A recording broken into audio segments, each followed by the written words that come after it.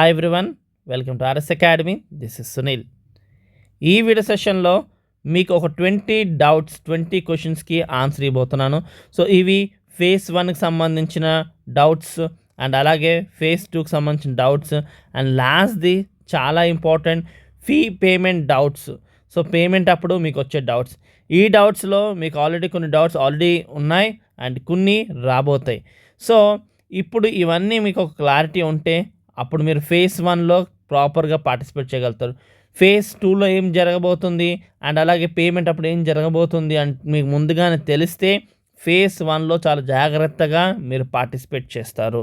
ఈ 20 క్వశ్చన్స్ ఖచ్చితంగా అటు పేరెంట్స్ సైడ్ నుంచి స్టూడెంట్ సైడ్ నుంచి ఇద్దరికి సంబంధించిన డౌట్స్ని మేము ఇందులో పొందుపరిచాము. సో అటు పేరెంట్స్కి చాలా డౌట్స్ ఉంటాయి అండ్ స్టూడెంట్స్కి కూడా చాలా కన్ఫ్యూజన్స్ ఉంటాయి. ఆ రెండు కలగలిపి మేము ఇక్కడ మీకు ఈ అన్ని 20 క్వశ్చన్స్కి ఆన్సర్ ఇస్తున్నాము. సో ఖచ్చితంగా లాస్ట్ దాకా వీడియో చూడండి అండ్ మీ ఫ్రెండ్స్ రిలేటివ్స్లో ఎవరికైతే కౌన్సిలింగ్ పార్టిసిపేట్ చేస్తున్నారో వాళ్ళకు కూడా షేర్ చేయండి. సో వాళ్ళకు కూడా క్లారిటీ వస్తుంది. సో మనం ఇక్కడ చూసుకుంటే ఫేజ్ 1కి సంబంధించిన డౌట్స్ ఫస్ట్ మాట్లాడుకుందాం.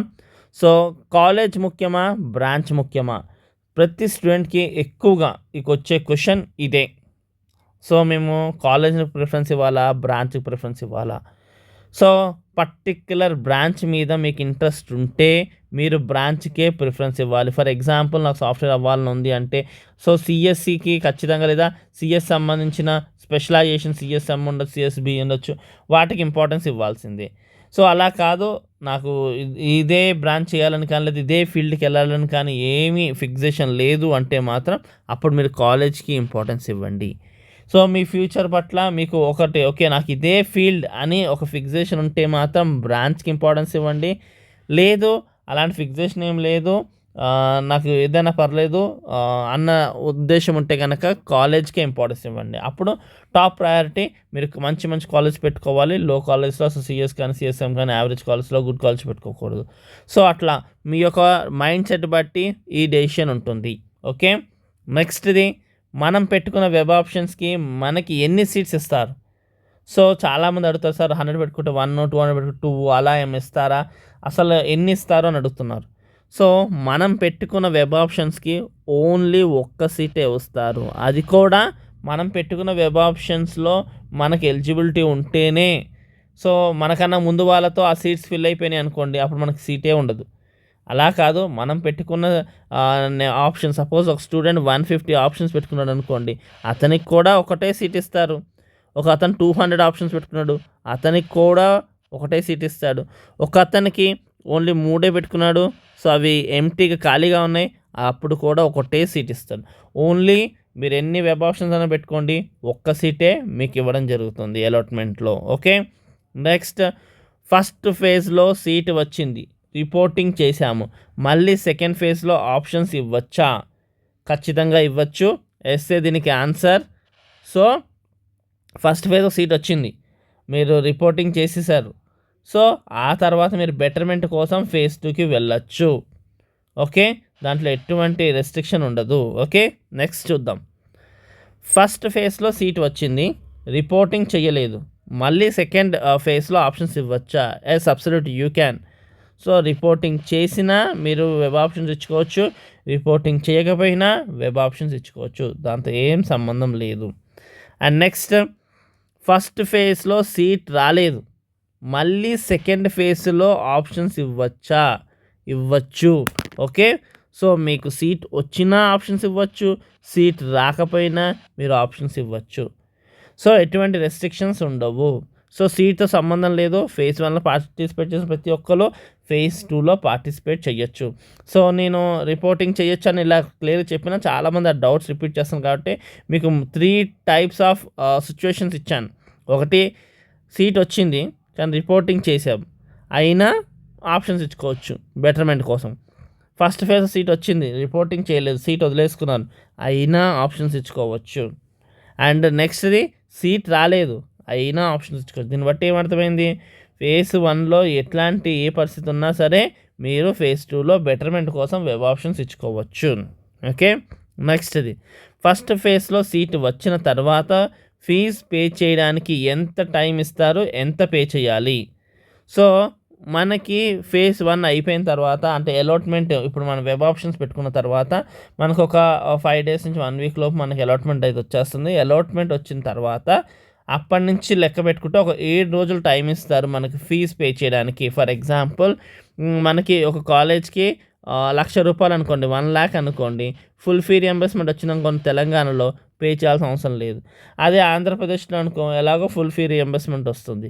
ఫీ రియంబర్స్మెంట్ రాని వాళ్ళు ఏం చేయాలంటే ఏపీలో అయితే మొత్తం పే చేయాలి, టీఎస్లో కూడా మొత్తం పే చేయాలి. టీఎస్లో ఇంకో కండిషన్ కూడా ఉంటుంది, partial fee reimbursement. For example 35,000 వస్తుంది పార్షల్ ఫీజు రియంబర్స్మెంట్లో. సో ఈ 1,00,000లోంచి 35,000 తీసేయండి, అప్పుడు ఎంత 65,000 ఉంటుంది కదా. ఆ 65,000 1 వీక్ లోపు ఎట్ ఏ టైం పే చేయాల్సిందే. ఎక్కడ మనకి ఇన్స్టాల్మెంట్లు ఉండవు. So at a time 65,000 with కార్డ్తో మనం పే చేయాల్సిందే. అది కూడా ఆన్లైనే, కాలేజ్కి వెళ్ళి కట్టడం కుదరదు, మీ కార్డ్స్ త్రూ మీరు పే చేసుకోవాల్సిందే. Next, cut off based on web options పెట్టుకోవచ్చు. కానీ ఫర్ ఎగ్జాంపుల్ మీకు ఒక పర్టికులర్ కాలేజ్ ఎక్స్ అనే కాలేజ్ పెట్టుకోవాలని ఉంది, కానీ మీ ర్యాంక్ ఏమో 20,000 ఉందనుకోండి. సో దాని కట్ ఆఫ్ లాస్ట్ టైం 10,000తో ఆగిపోయింది అనుకోండి. చాలామంది ఏమనుకుంటారు అంటే 10,000 ఇక దీని కట్ ఆఫ్ని పెట్టుకోకూడదేమో అనుకుంటారు. అలా ఏం కాదు, మీరు కూడా పెట్టుకోవచ్చు.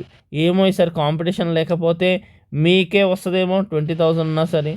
సో ఈ కట్ ఆఫ్స్ అనేది కాంపిటీషన్కి ఒక రిసంబుల్, అంతేకాని ఈ ర్యాంక్ వాళ్ళే మీరు వెబ్ ఆప్షన్స్ పెట్టుకోవాలి, ఈ ర్యాంక్ వాళ్ళు పెట్టుకోకూడదు అనే రిస్ట్రిక్షన్ కాదు. ఎంత ర్యాంక్ అయినా రానియండి, మీకు ఆ కాలేజ్ మీద ఇంట్రెస్ట్ ఉంటే పెట్టుకోండి. ఏమో మీ క్యాస్ట్ వైజ్, మీ జెండర్ బేస్డ్ ఆన్ మీకు ఈ ఇయర్ తక్కువ కాంపిటీషన్ ఉండడం బట్టి మీకు వస్తుందేమో మీ లోకల్ ర్యాంక్ బట్టి. కాబట్టి మీరు వెబ్ ఆప్షన్స్ పెట్టుకోవాలి, మీకు నచ్చిన కాలేజ్ పెట్టుకోవాలి. అండ్ అలాగే ఇప్పుడు ఫర్ ఎగ్జాంపుల్ మీ ర్యాంక్ 1,00,000 అనుకోండి. సో మీరేం చేయాలంటే 1,10,000 దాకా ఉన్న కట్ ఆఫ్ చూసుకుని పెట్టుకోవాలి, ఎందుకంటే సేఫ్టీ కోసం. అలాగే ఇటు వచ్చేసరికి 60,000 నుంచి 1,10,000 దాకా ర్యాంక్స్ ఉన్నవి అన్ని కాలేజెస్ మీరు పెట్టుకుంటే మీకు సేఫ్లో ఉండి కాలేజ్ వస్తుంది. కట్ ఆఫ్స్ని అలా వాడుకోండి. చాలామంది ఏంటంటే 20 ఉంటే 20 ఏదైతే ఉందో అదే చూసి పెట్టుకుంటారు, అలా పెట్టుకోకూడదు.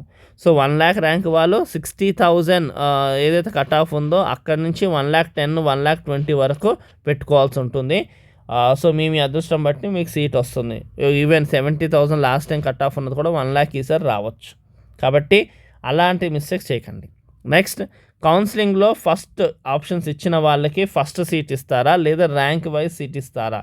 ఇది కూడా చాలామంది అడుగుతున్నారు. సో మీకు ఫస్ట్ ఆప్షన్ ఇస్తే ఫస్ట్, సెకండ్ ఆప్షన్ సెకండ్ అలా ఏముండదు. మీ ర్యాంక్ వైజే మీకు సీట్ అలాట్మెంట్ అనేది చేస్తారు. మీరు ఎప్పుడు వెబ్ ఆప్షన్ ఇచ్చిన టైంలో ఒక 4 days టైం ఇస్తారు. ఆ 3-4 daysలోనే మీరు ఎప్పుడు ఇచ్చినా సరే ప్రాసెస్ మాత్రం సిస్టమ్ సాఫ్ట్వేర్ మీకు ర్యాంక్ వైజే సీట్ అలాట్మెంట్ చేస్తుంది. ఫస్ట్ ర్యాంక్ అతను ఫస్ట్ ప్రిఫరెన్స్, సెకండ్ ర్యాంక్ అతను సెకండ్ ప్రిఫరెన్స్ అలా ఇస్తుంది. ఫస్ట్ ర్యాంక్ అతను లేదు పార్టిసిపేట్ చేయలేదు కౌన్సిలింగ్లో అనుకోండి, నెక్స్ట్ సెకండ్ అతను షిఫ్ట్, నెక్స్ట్ థర్డ్, అలాగ ఆర్డర్గా వస్తుంది తప్ప ఫస్ట్ పెట్టిన వాళ్ళు ఫస్ట్, లాస్ట్ పెట్టిన వాళ్ళు లాస్ట్ అని ఏమీ ఉండదు. ఓకే, నెక్స్ట్ ఫేజ్ 2కి సంబంధించిన డౌట్స్. ఫేజ్ 2కి వెళ్ళాలి అంటే మళ్ళీ రిజిస్ట్రేషన్ చేసుకోవాలా? సో ఫేజ్ 1లో మీరు రిజిస్ట్రేషన్ పే చేసేసారు fee, so it's enough. Phase 2కి వెళ్ళేటప్పుడు ఎటువంటి రిజిస్ట్రేషన్ ఫీజు కానీ ఎటువంటి కౌన్సిలింగ్ సర్టిఫికేట్ వెరిఫికేషన్ కానీ ఏమీ అక్కర్లేదు. డైరెక్ట్ వెబ్ ఆప్షన్స్ రోజున మీరు వెబ్ ఆప్షన్స్ ఇచ్చేసుకోవాలి అంతే. సో ఫేజ్ 2కి వెళ్ళిన వాళ్ళు మళ్ళీ రిజిస్ట్రేషన్ చేసుకోవాల్సిన అవసరం లేదు. ఫేజ్ 1లో రిజిస్ట్రేషన్ చేశారా, it's enough. Okay, next, phase 1లో పార్టిసిపేట్ చేయకుండా ఫేజ్ 2లో పార్టిసిపేట్ చేయొచ్చా? అబ్సల్యూట్గా చేయొచ్చు. ఫేజ్ 1లో పార్టిసిపేట్ చేయకపోయినా సరే డైరెక్ట్గా ఫేజ్ 2లోకి వెళ్ళి మీరు పార్టిసిపేట్ చేయొచ్చు. ఓకే, నెక్స్ట్, ఫేజ్ 2లో సీట్ వస్తే ఫేజ్ 1 సీట్ ఉంటుందా? ఉండదు. ఫేజ్ 2లో సీట్ ఎప్పుడు ఇస్తారంటే ఇచ్చే ముందు ఫేజ్ 1 సీట్ని క్యాన్సిల్ చేసిన తర్వాతనే ఫేజ్ 2లో సీట్ ఇస్తారు. ఈ ఫేజ్ 1లో మీకు వచ్చిన సీట్ని తీసేసి వేరే వాళ్ళకి ఇచ్చిన తర్వాతనే మీకు ఇది వస్తుంది. సో ఫేజ్ 2లో సీట్ వచ్చిందంటే ఆబ్వియస్గా ఫేజ్ 1 సీట్ ఉండదు. ఓకే, నెక్స్ట్, ఫేజ్ 2 సీట్ నచ్చకపోతే ఫేజ్ 1 సీట్కి మళ్ళీ వెళ్ళొచ్చా? సో చాలామంది ఇలా చెప్పిన తర్వాత కూడా మళ్ళీ ఈ క్వశ్చన్ అడుగుతారు, ఏంటంటే సార్ ఇప్పుడు ఓకే ఫేజ్ 2 సీట్ ఉంది కాబట్టి ఫేజ్ 1 సీట్ లేదంటున్నారు కదా. సో నేను ఫేజ్ 2 సీట్ నాకు నచ్చలేదు, నేను మిస్టేక్గా పెట్టుకున్నాను, కాలేజ్ కూడా అందుకు వచ్చేసింది కాబట్టి నేను దీన్ని క్యాన్సిల్ చేసేసుకుంటాను, అప్పుడు మళ్ళీ నా ఫస్ట్ వచ్చేస్తుందా అని. అలా రాదు. మీరు ఇది క్యాన్సిల్ చేసుకున్నా రాదు, క్యాన్సిల్ చేయకపోయినా రాదు. మీకు ఇంకా అది పోయినట్టే. ఫేజ్ 1 సీట్ మర్చిపోండి. సో ఫేజ్ 1 సీట్ మీకు పోయిన తర్వాతనే ఫేజ్ 2 ఇస్తారు. ఒకవేళ ఫేజ్ 2లో సీట్ రాలేదు మీరు పెట్టిన ఆప్షన్స్కి, అప్పుడు ఫేజ్ 1 ఉంటుంది, ఎక్కడికి పోదు. ఓకే, ఫేజ్ 1 సీట్ ఏదైతే ఉందో అది ఫేజ్ 2లో సీట్ రాలేదనుకోండి, ఈ సీట్ అలానే ఉంటుంది. అలా కాదు, ఫేజ్ 2లో సీట్ వచ్చిందనుకోండి, ఇది ఉండదు. ఈ రెండిట్లో ఏదన్నా ఒక్కటే మీ దగ్గర ఉంటుంది. అందుకోసమే ఫేజ్ 2లో పెట్టే ఆప్షన్స్ చాలా జాగ్రత్తగా పెట్టాలి. సో ఫేజ్ 1 కన్నా బెటర్ కాలేజ్ అయితేనే ఫేజ్ 2లో పెట్టాలి, లేదనుకో పెట్టద్దు. ఫేజ్ 1లో వచ్చిన బ్రాంచ్ కన్నా బెటర్ బ్రాంచ్ అయితేనే పెట్టాలి. క్లియర్గా అర్థమైంది కదా. ఫేజ్ 1 సీటు మీకు ఉంటుంది ఎప్పుడైతే మీరు పెట్టుకున్న ఫేజ్ 2 ఆప్షన్స్లో ఎటువంటి సీట్ రాదో. అలా కాదు, మీరు పెట్టుకున్న సీట్ వచ్చింది ఫేజ్ 2లో, మీరు పెట్టిన వెబ్ ఆప్షన్ సీట్ వచ్చింది అనుకోండి, ఫేజ్ 1 సీట్ ఆటోమేటిక్గా క్యాన్సిల్ అయిపోతుంది. ఓకే, నెక్స్ట్ క్వశ్చన్ చూస్తే ఫేజ్ 1లో సీట్ వచ్చింది, ఫీజు కట్టాం. ఇప్పుడు ఫేజ్ 2లో సీట్ వచ్చింది, మళ్ళీ ఫీజు కట్టాలా? సో చాలామందికి ఇది చాలా డౌట్ ఇది. సో ఫర్ ఎగ్జాంపుల్ ఫేజ్ 2లో ఒక సీట్ వచ్చింది మనకి, దీని ఫీజు వచ్చి 60,000 అనుకోండి. ఫేజ్ 1లో మనకు ఒక సీట్ వచ్చింది, అది 50,000 అనుకోండి.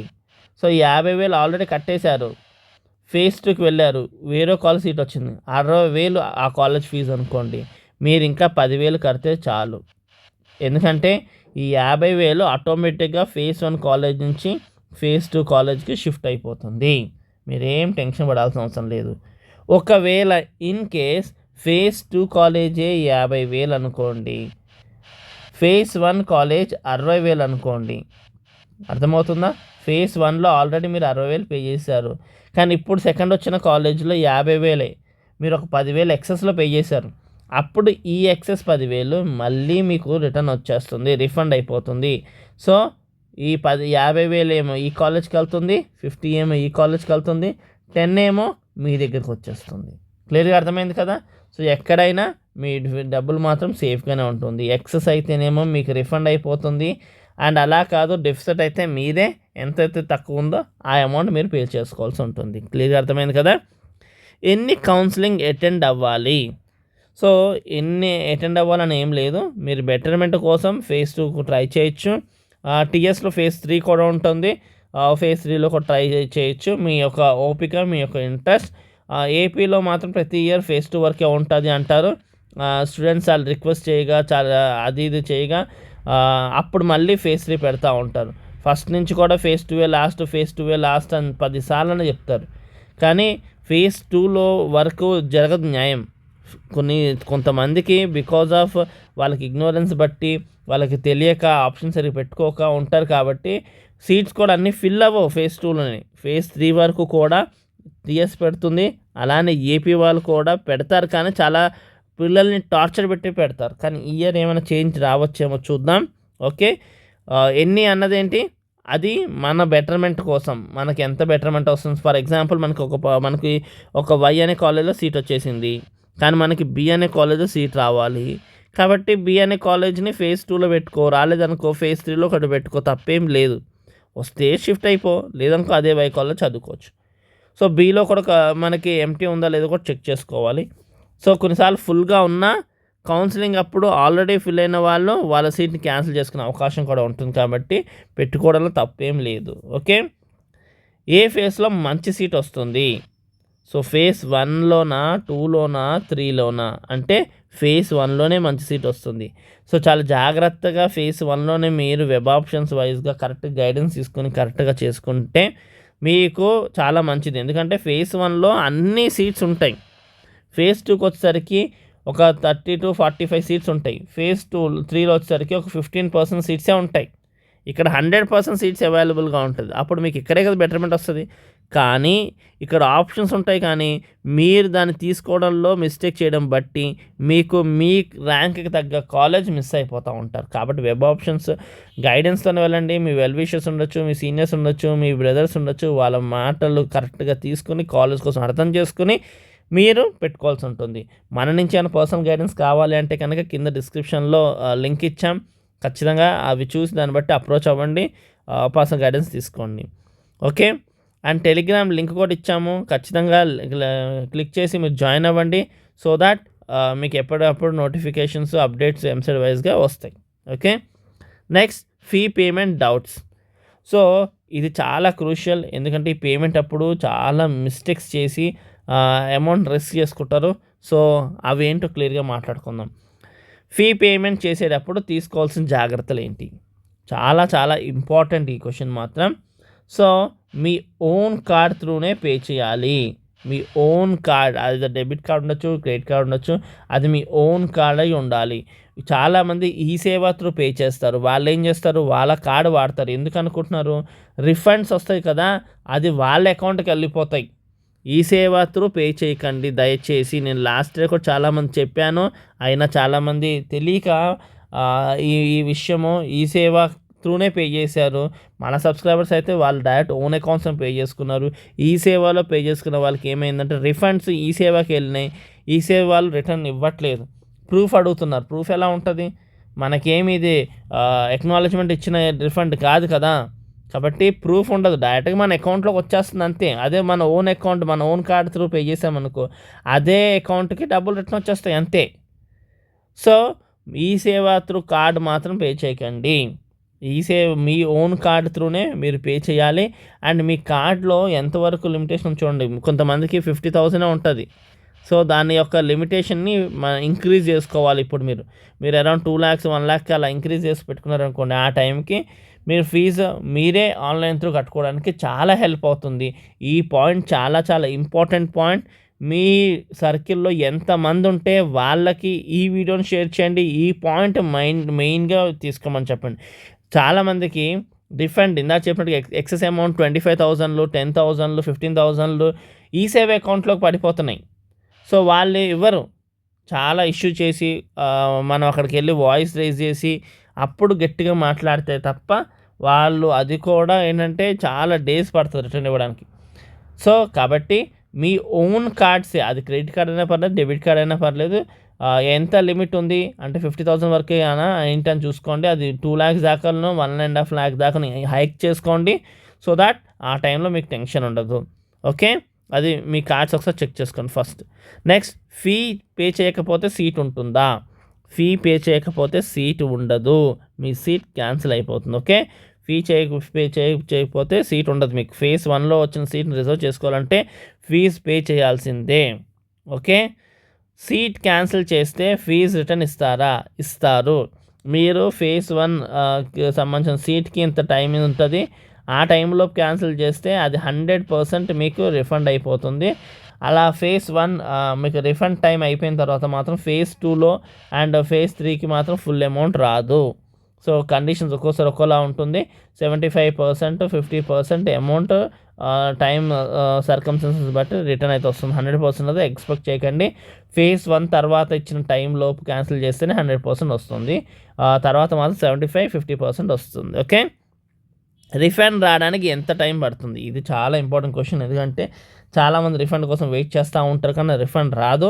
సో రిఫండ్ రావాలంటే స్టేట్లో అన్ని కౌన్సిలింగ్స్ పూర్తయిపోవాలి. ఎంసెట్ కౌన్సిలింగే కాదు, మిగతా కౌన్సిలింగ్స్ ఏవైతే ఉంటాయో, డిగ్రీ కౌన్సిలింగ్స్, అసిడ్ కౌన్సిలింగ్స్, అలాంటి కౌన్సిలింగ్స్ అన్నీ కంప్లీట్ అయిపోయిన తర్వాత 45 days కౌంట్ చేసుకోండి. ఆ లోపు మీ అమౌంట్ మీకు రిటర్న్ వచ్చేస్తుంది. సో అది ఏ అకౌంట్ త్రూ పే చేశారో ఆ అకౌంట్కే రిఫండ్ వస్తుంది. అందుకే నేను పైన మీకు ఈ సేవలో పే చేయొద్దు అన్నాను, ఎందుకంటే ఈ సేవ వాళ్ళకి వెళ్ళిపోతుంది. సో 45 days లోపు మీరు ఏ అకౌంట్ త్రూ, ఏ కార్డ్ త్రూ పే చేశారో ఆ అకౌంట్లోకి డబ్బులన్నీ వెళ్ళిపోతాయి. సో ఏంటి కండిషన్ ఏంటి, అన్ని కౌన్సిలింగ్స్ పూర్తయిన తర్వాత 45 daysలో మీ అమౌంట్ వస్తుంది. ఫస్ట్ ఇక్కడ కౌన్సిలింగ్స్ పూర్తయిపోవాలి, ఆ తర్వాత నుంచి 45 days కౌంట్ అనమాట. సో ఈ కౌన్సిలింగ్స్ అన్ని స్టేట్లో అన్ని టైప్స్ ఆఫ్ కౌన్సిలింగ్ అవ్వడానికి టైం పడుతుంది. 2 months దాకా టైం పడుతుంది. ఆ తర్వాత 45 days మీరు కౌంట్ చేసుకోవాల్సి ఉంటుంది. అండ్ నెక్స్ట్, కాలేజ్ రిపోర్టింగ్ టైంలో ఇంకా ఏమైనా ఎక్స్ట్రా ఫీజెస్ పే చేయాలా, ఇంకేం డాక్యుమెంట్స్ సబ్మిట్ చేయాలి? సో కాలేజ్ ఇది ఇప్పుడు మనం ఏదైతే ఆన్లైన్లో ఫీజు కట్టేసిన తర్వాత కాలేజ్ వాళ్ళు అన్అఫీషియల్గా కొంత అమౌంట్ తీసుకుంటారు. లైక్ లైబ్రరీ ఫీజు అని, ఎగ్జామ్ ఫీజ్ అని అండ్ కమ్యూనికేషన్ స్కిల్స్ అని కొత్తగా మొదలుపెట్టారు రీసెంట్గా 4-5 ఇయర్స్ నుంచి. సో ఈ ఫీజెస్ని మీకు వసూలు చేస్తారు. ఇవి కాలేజ్ బట్టి ఉంటుంది. 15,000 నుంచి ఇది అరౌండ్ 40K వరకు ఉంటుంది. డిపెండ్స్ అపాన్ కాలేజ్ రేంజ్ బట్టి. మన యావరేజ్ మాత్రం 15K నుంచి స్టార్ట్ అవుతుంది. ఓకే. అండ్ డాక్యుమెంట్స్ ఇంకేమైనా ఇవ్వాలి అంటే మీరు కౌన్సిలింగ్లో ఏవైతే సబ్మిట్ చేశారో ఆ డాక్యుమెంట్స్ ప్లస్ మీ అలాట్మెంట్ ఆర్డర్ ప్లస్ రిపోర్టింగ్ చేసింది ఉంటుంది కదా, సో అవి మీరు తీసుకెళ్లాల్సి ఉంటుంది. కౌన్సిలింగ్లో మీరు ఏదైతే సబ్మిట్ చేశారో అవి plus allotment order and joining report చేశారు చూడండి, ఒకటి వస్తుంది మీకు ఎక్నాలజ్మెంట్, అది ఈ 3 అప్పుడు తీసుకెళ్లాల్సి ఉంటుంది. It's enough. ఓకే. ఇది 20 డౌట్స్ సంబంధించి. సో మీకు ఇంకేమైనా డౌట్స్ ఉంటే కూడా మెన్షన్ చేయండి, అది వీడియో రూపంలో ఖచ్చితంగా మీకు అందించడానికి అయితే మేము ట్రై చేస్తాము. హోప్ఫుల్లీ ఈ వీడియో మీకు చాలా హెల్ప్ అయింది అనుకుంటున్నాను. అండ్ మీ ఫ్రెండ్స్లో ఎవరికైనా కౌన్సిలింగ్లో పార్టిసిపేట్ చేస్తే వాళ్ళకి షేర్ చేయండి, ఎందుకంటే వాళ్ళకి మీరు చాలా క్లారిటీ అందించిన వాళ్ళు అవుతారు. Thank you for watching. Do share and subscribe our channel.